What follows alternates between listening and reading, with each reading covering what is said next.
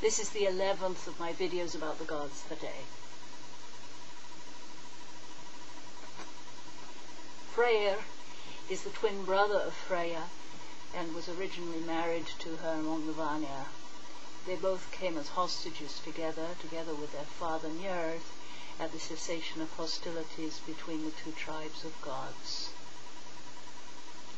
Freyr's name means lord, just as hers means lady, but we do also have another name for him. Among the Swedes he was known as Yngvi, when he reigned there as their king. During a long reign there was perfect peace and prosperity. The crops flourished, the people flourished, the animals flourished. Unfortunately, as is the way of kings, he died. So they decided to bury him in a barrow at Uppsala, but they continued to bring offerings to him, which they poured through separate openings in the barrow, depending on their nature, keeping the gold and the silver and the other offerings separate.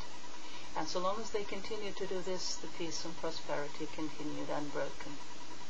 So he can therefore be called Yngvi-Freyr, and he is the ancestor of their kingly line, the Ynglingar.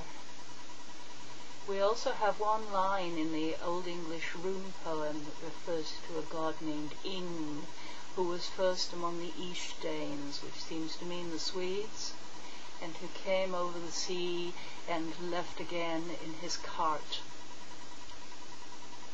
We have a story that associates Freyr with a cart in the story at the expense of the Swedes that is told about Gunnar Helming, a traveller and ne'er-do-well who escaped exile into Sweden and found that there was a procession going around from town to town and from settlement to settlement with a cart with an image of god Freyr in it and his priestess.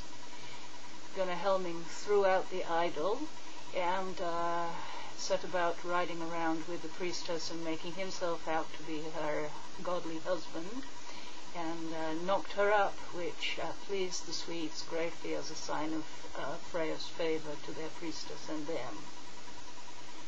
So Ing-Fréa, Freya being the Anglo-Saxon word for lord that's cognate with Freyr, is another possible name for Freyr that is used by many heathens today.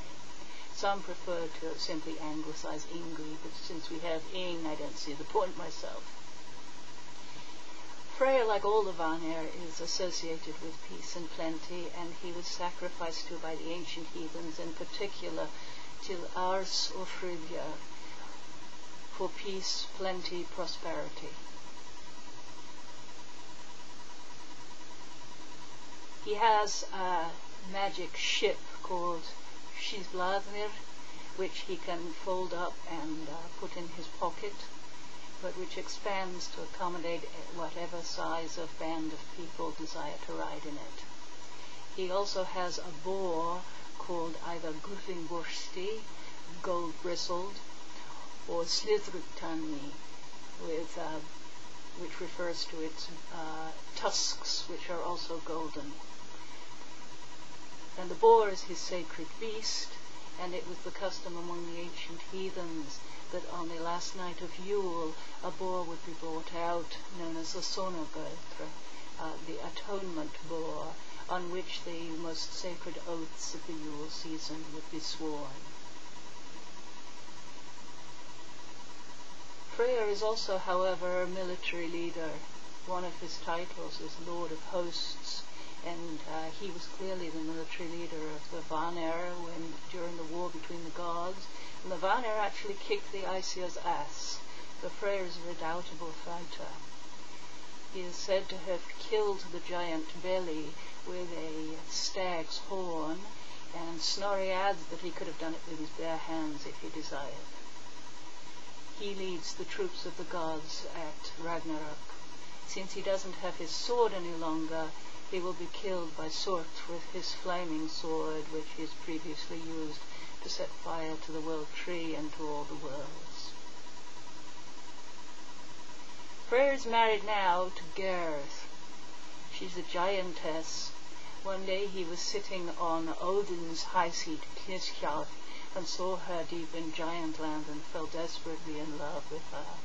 He sent his servant Skirnir to woo her for him, and ultimately Skirnir was successful through magic, but previously he had offered her the apples of immortality, and he also offered her Freyr's sword, which is why Freyr no longer has a sword and will die for lack of it at Ragnarok.